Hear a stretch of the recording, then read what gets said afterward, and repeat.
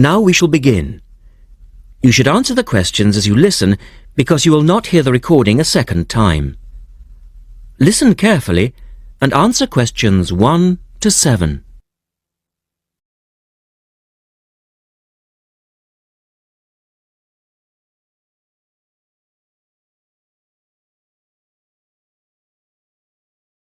Hello, Paraglider's Paradise. How can I help you? Oh, hi. I'm interested in doing a course in paragliding. Which course are you interested in? Well, I'm not sure. What's available? Well, we've got the introductory course which lasts for 2 days. Okay. Or there's the 4-day beginner's course, which is what most people do first. I'd tend to recommend that one. And there's also the elementary pilot course, which takes 5 to 6 days depending on conditions. We might try the beginner's course. What sort of prices are we looking at? The introductory is $190. The beginner's course, which is probably what you'd be looking at, is $320. No, sorry, $330. It's just gone up. And the pilot course is $430. Right. And you also have to become a member of our club so that you're insured. That'll cost you $12 a day. Everyone has to take out insurance, you see. Does that cover me if I break a leg? No, I'm afraid not.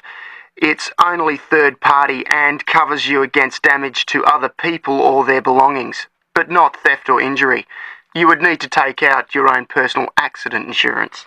I see. And what's the best way to get to your place? By public transport, or could we come by bike? We're pretty keen cyclists. It's difficult by public transport, though there is a bus from Newcastle. Most people get here by car, though, because we're a little off the beaten track. But you could ride here, okay? I'll send you a map. Just let me take down a few details. What's your name? Maria Gentle. And your address, Maria? Well, I'm a student staying with a family in Newcastle. So it's care of... Care of Mr. and Mrs. McDonald. Like the hamburgers? Yes, exactly. McDonald. The post office box address is probably best. It's P.O. Box 676, Newcastle. Is there a fax number there? Because I could fax you the information. Yes, actually there is. It's 0249, that's for Newcastle, and then 775431. Okay, now if you decide to do one of our courses, you'll need to book in advance and to pay when you book. How would you be paying?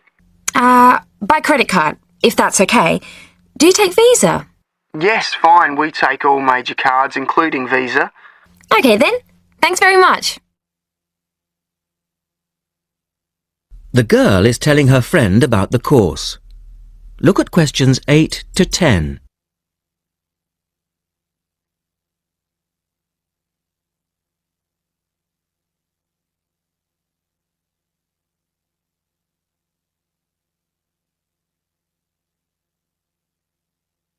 Now listen to their conversation and answer questions 8 to 10. Hi, Pauline. Hi, Maria. What's that you're reading? Just some information from a paragliding school. It looks really good fun. Do you fancy a go at paragliding? Sure. Do you have to buy lots of equipment and stuff? Not really. The school provides the equipment, but we'd have to take a few things along.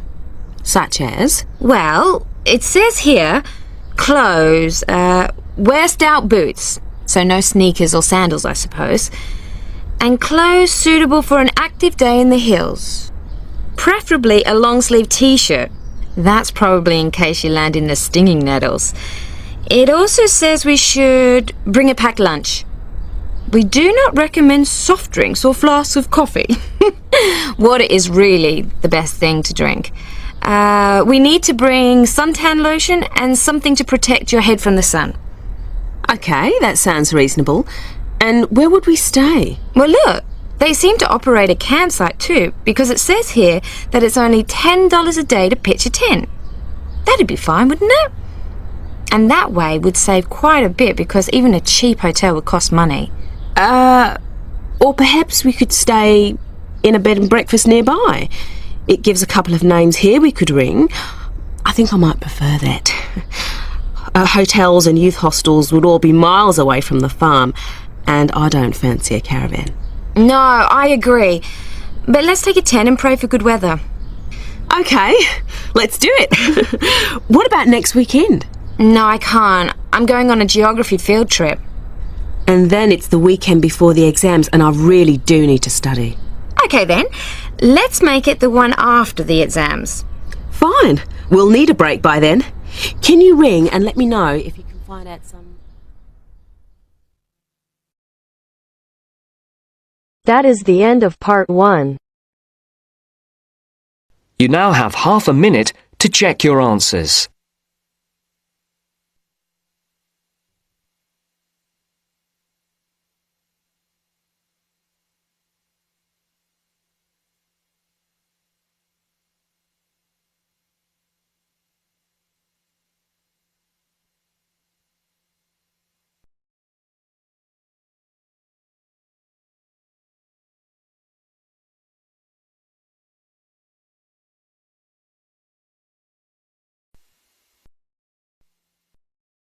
Now turns to part 2.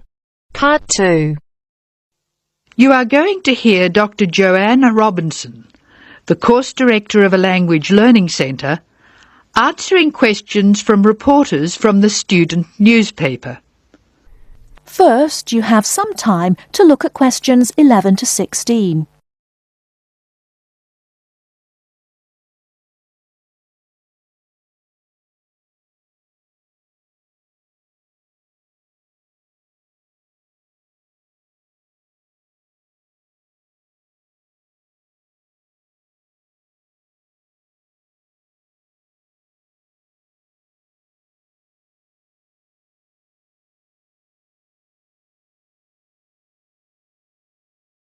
Now, listen carefully and answer questions 11 to 16. Welcome to the Language Learning Center. I'm Joanne Robinson. You must be the reporters from the Examiner. Please come in and sit down. Hello, Dr. Robinson. Yes, we're from the Examiner. I'm Cheryl Perkins and this is Don Klim. May I start with a question? Did this college really start with Brazilian students? It did. The Language Learning Center was founded in 1985 to look after a group of students from Brazil who wanted to study here. Those 20 students soon grew to 60, and as you can imagine, we had severe accommodation problems. Somebody said you were in the old amenities block, right near the engineering school. They have a good memory. Yes, we were there because the university hadn't believed we would expand so quickly. The problem wasn't solved until we moved into these new premises in Bancroft House in 1987. When did you start taking students from other countries? About 1990. We now have students from 13 different countries enrolled, and we expect a large group from Turkey next month. Yes, we've noticed a lot more advertisements for Turkish restaurants in our advertising section. Well, 40% of our students come from Turkey, by far the largest single national group, and I believe there's been an influx to the rest of the university. There are a lot of Turkish students studying hospitality. Do you offer anything special to the students? Yes, we do. There are several things which make us rather different from other language schools. English is certainly not restricted to English for academic purposes here. Sometimes we have extra classes for students who have particular courses in mind. And we have just said goodbye to a group of 30 Indonesian students who were preparing for a university course in agriculture. They came to us for English for farming, and they were with us for a long time. We miss them. How long do students usually stay at the Language Learning Centre? It varies, so I'll talk about the average. Most of our courses last for 5 weeks, but to make any real progress, a student needs to be here for at least 3 terms. That's 15 weeks. The students do better if they have a little time to settle in at the beginning of the course, and we offer an orientation course that lasts a week. Most students take it. It helps them to settle down, and it gives us plenty of time to test them and place them at the right level. How many people are in each class? We sometimes go up to 18, but our average class size is 14 students, and some classes have as few as 7 participants. It depends on the needs of the group. You were saying that you miss your students when they go. How do you attract students? I mean, how do they hear about the Language Learning Centre in the first place? We're included in the university advertising and marketing, and we have our own website. The thing which works best for us, though, is word of mouth. Students who leave us often send us their friends. In fact, a student who arrived today was carrying a photograph for me of a former student and his baby. It sounds like a nice place to be. It is. A lot of our students make lasting friendships while they're here. Before you hear the rest of the talk, you have some time to look at questions 17 to 20.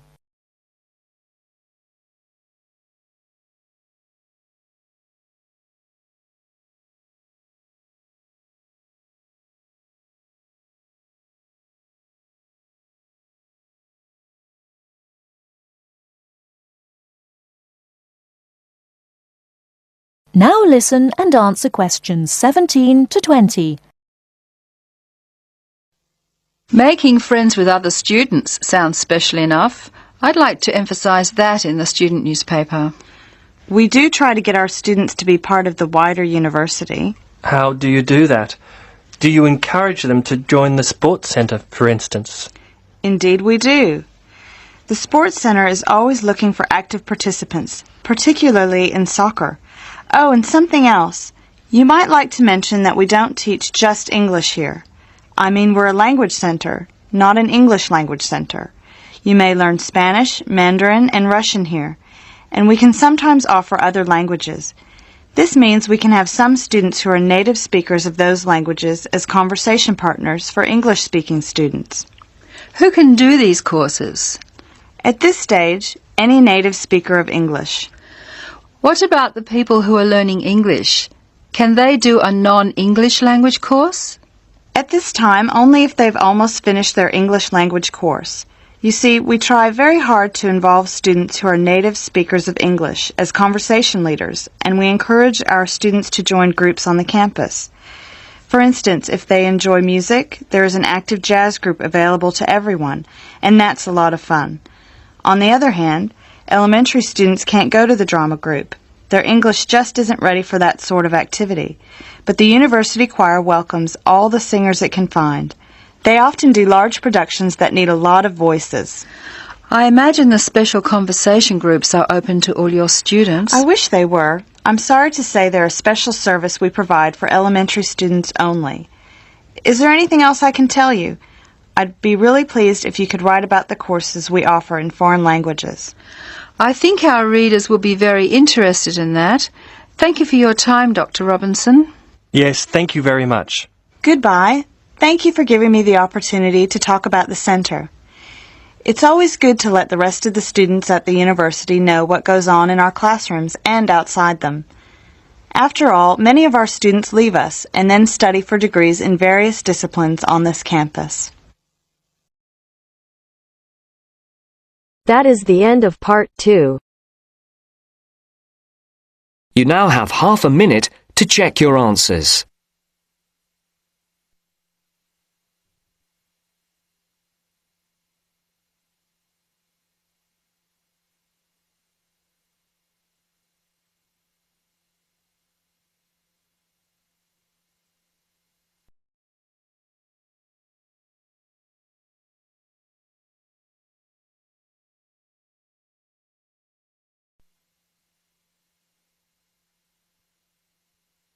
Now turns to part 3.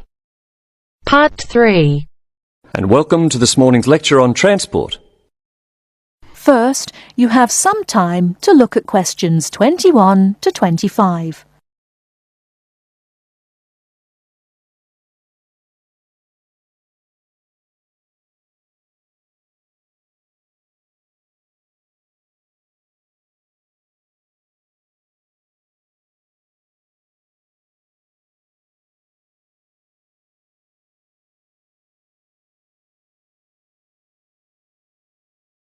Now listen carefully and answer questions 21 to 25.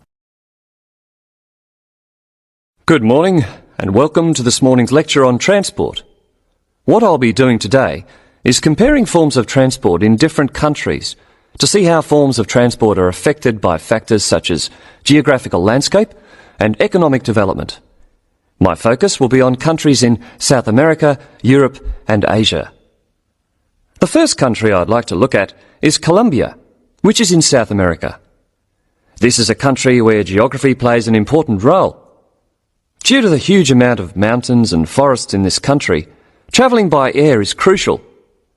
I don't know if many of you realise this fact, but Colombia was the first country to establish a commercial airline, and in so doing they made aviation history. Today, there are more than 400 airports in Colombia for domestic flights, which highlights the point I made earlier that air travel is a vital means of transport in this country. Colombia also has a road network of about 48,000 kilometres, linking Colombia to Venezuela and Ecuador. Transport by road is important for trade as well as tourism. Apart from this, there is also a railway system, but it is in need of modernisation. The other means of transport is by steamers, with the Magdalena being the main waterway. Now let's turn to Colombia's neighbour, Venezuela. Once again, we see that internal flights are an important means of transport, as like Colombia, Venezuela has remote areas where flying is the easiest means of travelling from A to B. Trains are not popular, and most of the railway lines are in the highlands, as this is where the iron ore mines are. Trains are an efficient means of transporting the iron ore from the mines to the factories. Thus we can see how transport and the economy are interrelated. Ships are also used extensively in this country, and there are many ports, the main seaports being Puerto Cabello and Guanta. Turning now to Europe. Belgium is a country that boasts one of the most compact railway systems worldwide. Inland waterways, or canals, are also an important means of transport, transporting both freight and people. Belgium also has the third largest seaport in the world, namely Antwerpen. Air travel is also important, although this is not linked to geographical terrain, as is the case in the South American countries we've already looked at. Next, I'd like to look at the United Kingdom. Like Belgium, the UK has inland waterways around 4,000 kilometres, yet only about 17% of these are used for commercial transport. The main inland port is Manchester, and the chief seaport is London, with Southampton taking second place. Air travel is extensive in this country, and there are around 150 airports, the most famous being Heathrow. However, about 90% of passengers in the UK travel by road.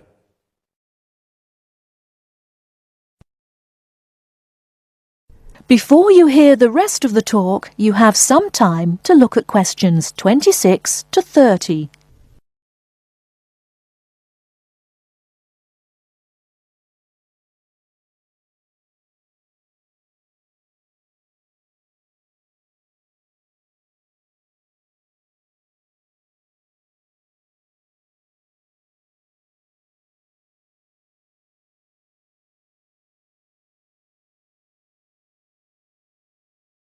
Now listen and answer questions 26 to 30. Finally, I'd like to look at two Asian countries.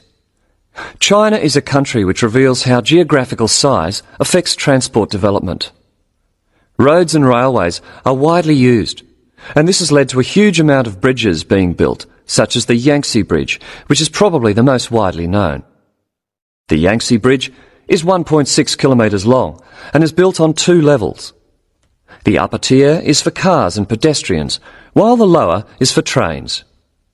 Railways are especially important, and over 80% of freight and passengers are transported by rail.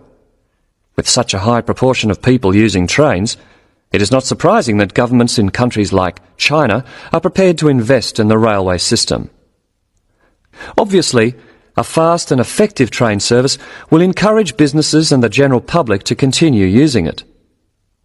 The last country I'm going to mention is Japan, which has one of the most advanced transport systems in the world. The railway system is highly developed, and the Tokaido Railway, connecting Tokyo and Osaka, has trains that can travel up to 250 kilometres per hour. Ships are also a vital means of transport in both international and domestic areas. To summarise, we can see that transport varies throughout the world, yet the importance of transport networks, be they air, sea, rail or road, cannot be underestimated. That is the end of part 3. You now have half a minute to check your answers.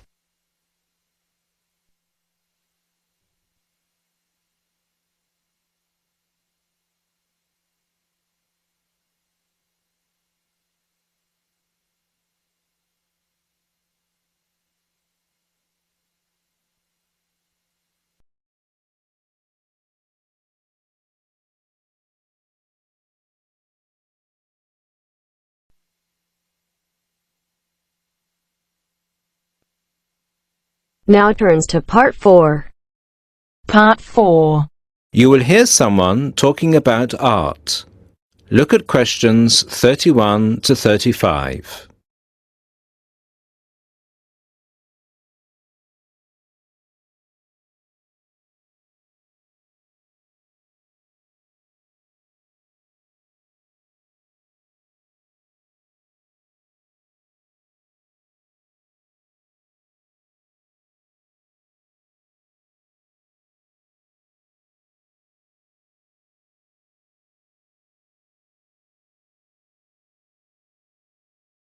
Listen to the first part and answer questions 31 to 35.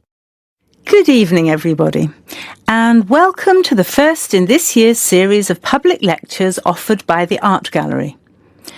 As Chief Curator of the Gallery, I was given the honour of presenting the first lecture, and let me tell you, I had a difficult time deciding what to talk about tonight. Being the curator, I naturally know just about everything that's in this gallery. But I wanted to choose an artist who has a wide appeal. That seems only fair, yes? But I didn't want to talk about someone so well known that anything I said would be familiar. I wanted someone modern. My personal preference is for modern art.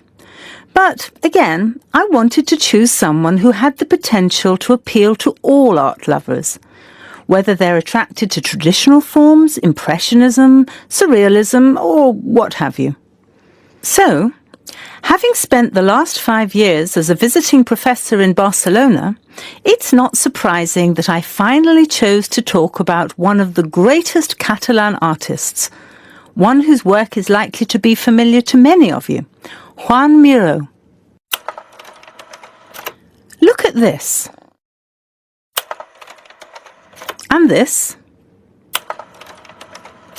And this. Ring any bells? Miro's most famous and most widely reproduced works tend to be like this. Bright primary colours with lots of asymmetrical forms. He painted on large canvases, larger than himself quite often, and his paintings depicted birds, trees, flowers, and other features of the natural world. But Miro produced a great variety of work, and it's about some of his lesser-known paintings that I would like to speak this evening. Miro was born in Barcelona in 1893, the son of a goldsmith. He began to show talent very early, and in 1926 went to Paris, where he was drawn to the Surrealists of Montparnasse. He did not define himself as a Surrealist, however. He preferred to stay free to experiment with other artistic styles as he wished. Miro had an intense dislike of much of the painting and many of the painters he knew. He wished to do something totally different, to express his contempt for bourgeois art. And yet, ironically, Miro's success has made his works much in demand among art collectors of the world. But we can't really talk about the artist without looking at his art. And that's what I'd like to do now. To take a look at just a few of Miro's works and think about what it is that makes them special. Special to me, and to a great number of people who flock every day to the Miro Foundation in Barcelona. Now look at questions 36 to 40.